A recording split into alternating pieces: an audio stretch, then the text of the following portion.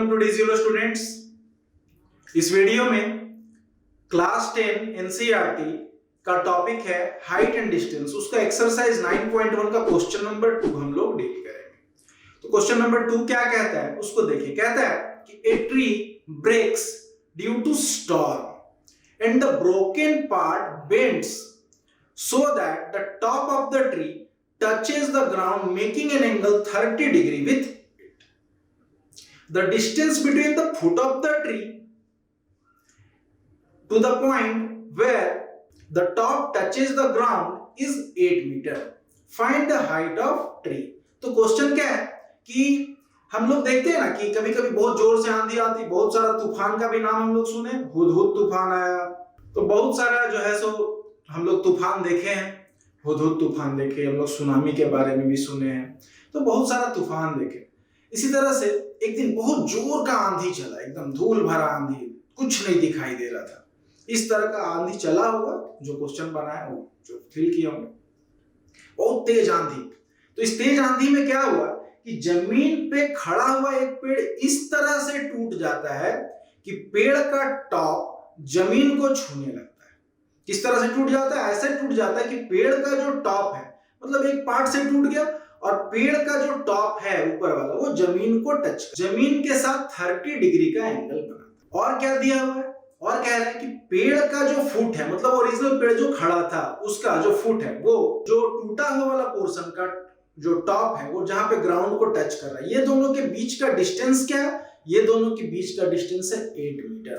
तो हमको निकालना क्या है? तो हमको निकालना है actual height of the tree, मतलब नहीं जब टूटा था पेड़ तब उसका हाइट क्या था, ये हमको निकालना है। तो हम लोग इसको अब निकालते हैं। तो according to the situation given in question we get a right triangle. Here हम लोग को क्या मिल रहा है? यहाँ पे एक राइट ट्रायंगल मिल रहा है।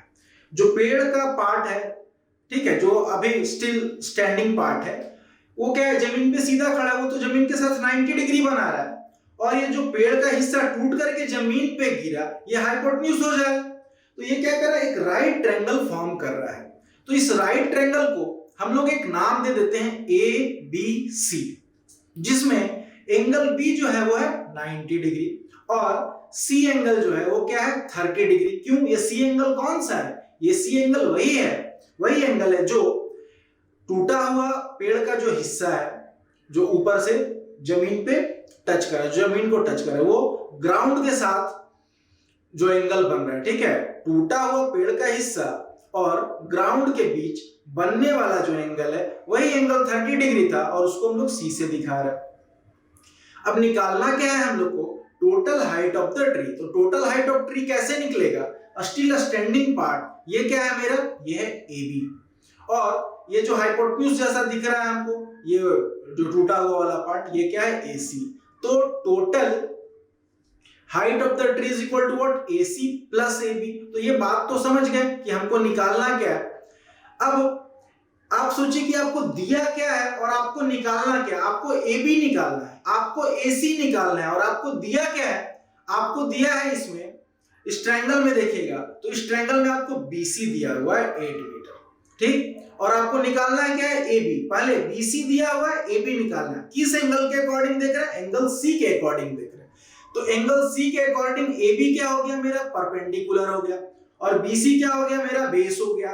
तो P और B का रिलेशन कौन सा ट्रिगोनोमेट्रिक फंक्शन देता है? तो P और B का रिलेशन 10, ठीक है, ट्रिगोनोमेट्रिक फंक्शन जो 10 होता है वो देता है। तो अगर हम 10C लेते हैं तो मेरा AB by BC हो जाएगा। अब BC मालूम है, एंगल C पता है, ठीक, 30 डिग्री, तो 10 30 का वैल्यू भी हमको मालूम है, और हमको BC भी मालूम है, वहां से AB निकल जाएगा। अब AB निकल जाएगा, अब है AC निकालना। तो AC हम लोग कैसे निकाल सकते हैं? तो आप फिर सोचिए, अब आपके पास तो AB भी है, आपके पास BC भी है, AC, तो पाइथागोरस लगा करके भी आप निकाल सकते हो। और कैसे निकाल सकते हो? तो आप देखिए BC और AC का रिलेशन, BC और AC का रिलेशन B और H का है। अगर आप cos 30 लेते हैं तो भी निकल जाएगा, और cos 30 नहीं लेते हैं तो भी मेरा AC निकल जाएगा। कैसे निकल जाएगा AC?